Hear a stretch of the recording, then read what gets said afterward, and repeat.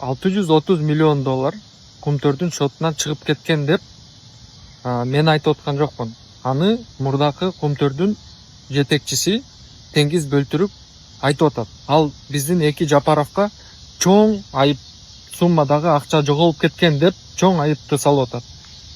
Эгерде расмий документтерди карасак, чындап эле $630 миллион так айтылбайт, бирок чоң көп акча Центера Голд, Кумтөр Голдко карыз болгон. Анын $50 миллион төлөгөн. Бирок калган акча же мамлекеттин шотуна түшкөн эмес, же Кумтөрдүн шотуна түшкөн эмес. Келишимдерде, Бөлтүрүктүн айтымында, келишимдерде аны дивиденд аркылуу төлөп беребиз деген.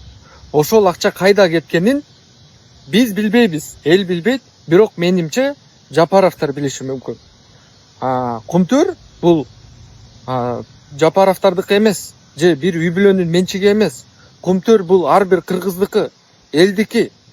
Ошондуктан ар бир кыргыз Кумтөрдүн $630 миллион каяка жоголуп кеткен билгенине укуктуу.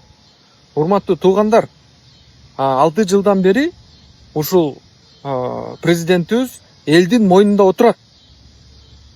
Эл карызга батып атат, мамлекетибиз карыз алып атат. Анан кийин $630 миллион каяка деп жоголгондо чыгып элге жооп берсин. Ал акча кайда кетти? Аны көчөдөн бирөө келип айтып аткан жок да.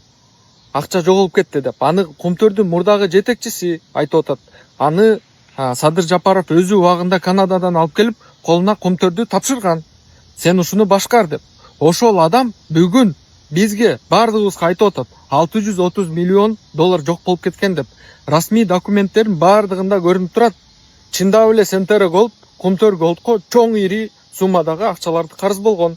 Анын толугу төлөгөн эмес, бирок келишимдерде, жашыруун келишимдерде, ал келишимдер эч кимге чыга элек, көрүнө элек.